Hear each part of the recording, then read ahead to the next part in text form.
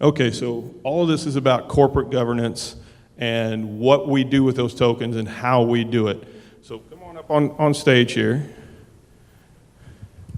This is Skylar Cobb. He's with Crypto Consulting Group. And I went to and talked with the big four accounting firms, and none of them could really show me how they were going to articulate our corporate governance to the world of every token that just went into our wallets. And from this point forward, I'm going to let you talk about your all's mission here, your project, and how this level of accountability and transparency needs to be in the rest of the world, and how we're doing it inside of our funds. And then we'll start talking about our funds. Cool. This one? Yeah, that one. Cool. All right. So this idea kind of got started from Andrew and Convergence of increased transparency in corporate governance. We talked about it yesterday. I think Drew brought it up yesterday about self-regulation and how there's a large need in the space to be self-regulated to an extent, or regulators will come in and do that for us. So we saw a problem in blockchain technologies and companies now with the lack of transparency of where their tokens are going. They might have a governance model into their white paper saying 30% of funds are going to developers, 20% is going to marketing, etc. And we saw that there's not really a way for investors, crypto investors right now, to really verify that or see where those funds are going. And that's important because when you have a set amount of coins or a set amount of value in an ecosystem, you need to know where those coins are at all times, especially if they're held by a company which has a large minority of those coins that they didn't drop. So what we plan on doing with Droids, I think I can say that now because he released it, but what we plan on doing with Droids is auditing that. So we have it set up to the 20 wallets that he has, or that Convergence has, that it's a trigger point. Anytime funds move from those wallets, we are notified. And instantly when that happens through workflow management tools, we will send them kind of a questionnaire of when was this done, why was it done, importantly, does it fit your model of 30%, 20%, the allocated funds that you said would go to different resources, and who is that going to? In this space, we like having anonymity to a point, but when it comes to especially traditional investors coming to this space, they don't want 5% of funds to go out of wallets into a system, devaluing the coins they have if there's not an add value to where those coins are going. So we plan on instantly sending that questionnaire to them, seeing what they have to say, checking that with the place where the funds are going, whether it be a developer or marketing, and seeing what they plan on doing in the near-term future with those funds, and then really writing a third-party report on what happened. And that might get crazy if it's going back and forth in and out of those wallets, but I think Andrew only plans, or we only plan on working with Convergence to write up a report whenever funds simply go out. It's important for traditional investors to know as much as they can know in this space if it's not going to be heavily regulated by our regulators right now. This is something that's in the workings right now. It's still coming to, we're still trying to put it together, but I really think it's important, and I think this is a model that many blockchains should adopt. It's increased transparency, and you only want that. So that's what we're doing. Are there any questions on to how we might do this or why?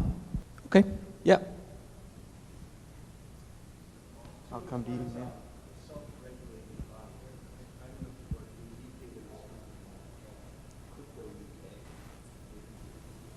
Yeah, we're going to reach out. We're going to do.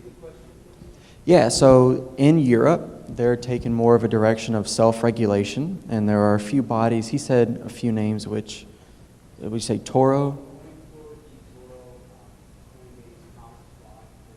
CoinFloor, eToro, Coinbase, and then a few others. And we're doing our research now to see what others are doing in this space as well.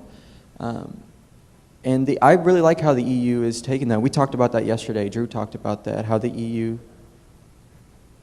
I got you, bro.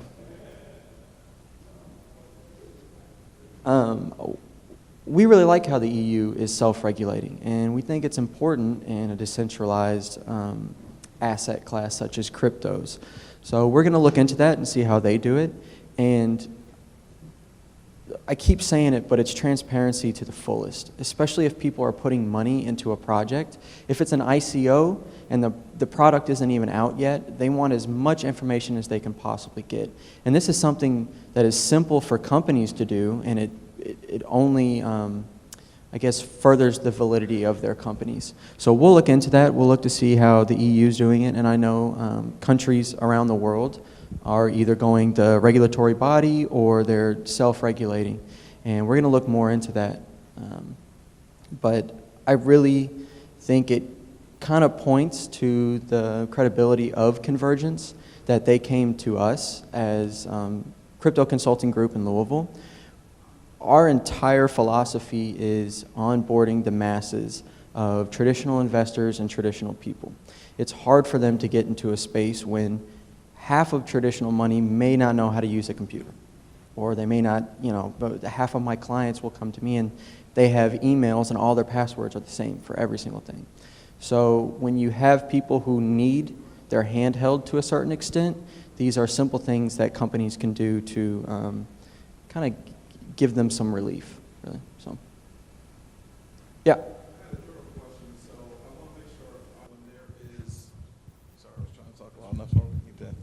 It was good volume.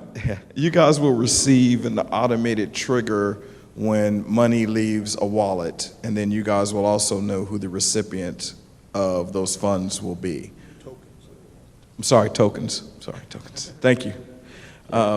My question is, have you factored into your model the possibility that the recipient is not going to probably be as open? Because I think what you said was we're going to be reaching out to them, finding out what they plan on doing with those tokens, and maybe also understanding what their business model is and kind of what they're into as well. So what happens when that person says, well, I have just privacy rights, I'm not going to divulge my holdings, I'm not going to divulge what we're actually doing. So at that point, your reconciliation will only have one half of the picture, right? You'll just have the outflow. Correct. Okay. Correct. So the way I see it is that's on Convergence's end of who they work with. I don't necessarily, or we as CCG won't approve of anything.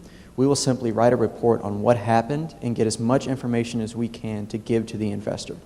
So if Convergence chooses to work with an entity that doesn't want to be revealed, that would simply be in the report. But it's important because we have to know, are you a development team? Are you marketing? Are you, any of the things inside of their tokenization model?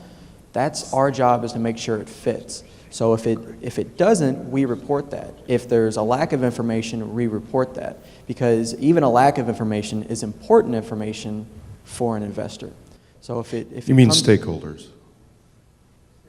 Stakeholders. I'm sorry. The word, not... Stakeholders, I apologize. Stakeholders, tokens. These words, they have meaning. Yes, verbiage is important. I completely agree. Yeah.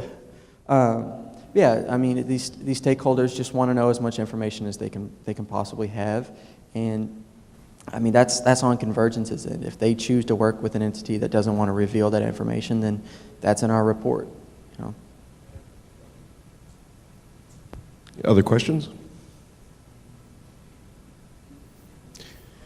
Well, I think it's interesting because we're moving from a moment where trade secrets and, at least in video games, you can't tell anybody what you're working on until you ship it. The moment where now we're dealing with open source and much more transparency, and we're trying to create this environment in which we can have as much disclosure as possible. Right. I think the challenge for us is we do look at putting tokens to work inside our ecosystem, is to find ways to tell the story that the community needs to hear, at the same time making sure that, well, the Chinese or whoever don't clone the game before we actually get it to market, which happens quite frequently. Right, and there can be, to a certain extent, the information we dig into might not have to reveal certain trade secrets that you wouldn't want out. But I think it's important that the stakeholder at least knows that what you said in the original white paper and what you said you would do, you were following through on. So do you plan, like, when press releases go out, when these initial token offerings are made, to include those in your reports, or how do you see that information being gathered? One more time. Well, we're obviously going to want to tell as much as we can to the planet and to the community about what's happening. How do you look to gather that information? Simply anytime a token moves. Okay, so From you're those just vaults. going to be showing what's going on On the blockchain, as on the blockchain blockchain. auditing. Yeah. Okay, but Everything- not trying to curate a lot of information from forums or online source content? Nope. Okay. Our job, and I think it's important to stick to that as well, is strictly funds have moved. Mhm. Why? Because it's devaluing the rest of the funds that are in the ecosystem already and not held by the entity. So there has to be that add value to have a stakeholder's best interest in mind. That's what they want to know. Right. Even if it's simply, we can say it went to a developer that is working on whatever project they're working on. We don't have to give any trade secrets, Okay. but they just want to know that, all right, funds. It's a new model, so I think it's Yeah. going to be a very interesting explanation. Yeah. Yeah, just quickly. Have you thought about maybe doing some type of form beforehand? So you're not going back to the blockchain? So they would enter in, all right, we're going to spend this amount of money for this, and they enter it in and they send it to you guys, because you guys are talking about doing an audit. So to flip it around the other way so that you would know ahead of time. Do you mean before they plan to move those funds, they would already send us? Yeah, I was talking to a developer about that, just how the workflow works and or the workflow management works, and we could do that, but I would rather have no information beforehand. Just being in journalism, I would rather go at it completely unbiased and know no information, and then check that. And it's automatic too. Once that trigger's there, they can have the report ready because it'll be the same questionnaire. But I don't want them to send something to us and then we prepare and then they change it and they change it. Simply just that once that trigger is met and those funds are moved or something has changed, those documents will be sent out to the respective players in that. So we could get that information before technically, but I think it would be just as easy and a little bit more unbiased if we sent it right when those funds moved. They can be as prepared as they want to give us the information that we're going to need. Okay. Any other questions? I think it's going to be an interesting way to actually give that kind of transparency to the funds as well as to how it's, I mean, you look at VCs and even angel investors and 99% of that is not disclosed, so. Right, right. So I think it's going to be repeatable as well, and I think it's going to be in the best interest for many blockchains, maybe not all, but many companies to really give this increased transparency to their blockchain and have a third party auditing it for them. Okay, thank you.